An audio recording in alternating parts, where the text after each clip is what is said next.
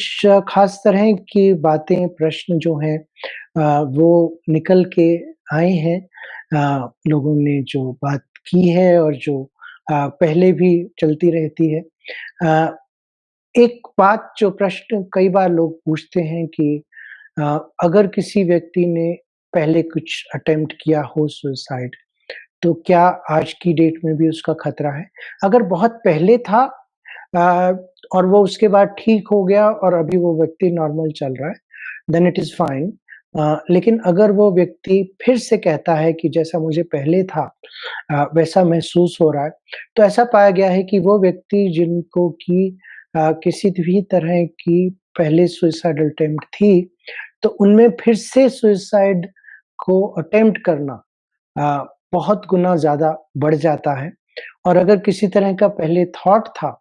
तो वो थॉट फिर से आने के चांसेस भी बढ़ जाते हैं। तो इसीलिए अगर वो आए, वो थॉट तो उसको दबाएँ नहीं, उसके कारण को देखें, उसका निवारण करें और फिर हो सके तो दूसरे लोगों के साथ बातचीत करके, शेयर करके उसको कम करने की कोशिश करें। एक बात और जो बहुत पहले भी उठ के आती थी और आज भी लोगों ने पूछा है कि किस तरीके से परिवारों में हम ये चीज़ को बेटर कर सकते हैं। मेरे ख़्याल से अगर परिवारों में आपस में एक अच्छा माहौल है, अ, हर व्यक्ति एक-दूसरे को सम्मान देता है, चाहे वो छोटा हो, चाहे वो बड़ा हो। और किसी भी तरह की अगर समस्या है, तो उसे बहुत ज़्यादा देर तक चलने नहीं देता है। और अगर किसी भी तरह की कॉन्फ्लिक्ट जिसको कहते हैं वो होना शुरू हुआ है, तो उस कॉन्फ्लिक्ट को कम किया जाता है, उसको ज़्यादा लंबा नहीं खींचने दिया जाता है। तो जब ऐसा होता है तो ऐसे में ज़रूर ये बात देखने में आई है कि वो परिवार सिर्फ़ सुखी नहीं होते हैं लेकिन उनमें attempt of a, life attempt to life suicidal attempt जो हैं, वो भी कम होनी शुरू हो जाती हैं। तो अगर हम बचपन से ही अ, वो एक विश्वास का सीड कोऑपरेशन का सीड एक-दूसरे की बात को समझने का बीज जो है और किसी भी समस्या को ज़्यादा देर तक ना चलने का है और किसी को भी छोटा ना दिखाने का है क्योंकि कई बार लोग बाद में जब वो थोड़ा-सा इमोशनली लो महसूस करते हैं तो उसकी वजह से जो बचपन में उनके साथ हुआ था, चाहे किसी भी तरह का माहौल था या शोषण था, वो उनको याद आता है। और यही बात स्कूलों में हो जाती है क्योंकि कई बार जिसको बुलिंग कहते हैं कि कई बच्चे मिल के एक-दूसरे को अ, गलत बातें कहते हैं, फिज़िकली या उनको किसी तरह से हर्ट करते हैं, तो वो जो एक दबी हुई फीलिंग्स हैं वो कई बार ज़िंदगी में पूरी तरह से पूरी लंबी चलती हैं। अ, मादक पदार्थों के बारे में ख़ास तौर पे और यहाँ पे मैं पॉइंट आउट करना चाहूँगा कि ये एक छोटी समस्या नहीं है। अगर हम देखें तो करीबन 20 से 25% लोग किसी न किसी रूप में अल्कोहल का सेवन करते हैं। अ,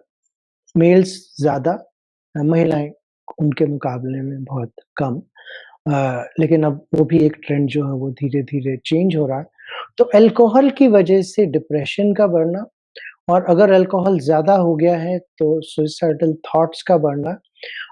और अगर वो लंबे समय तक चल रहा है,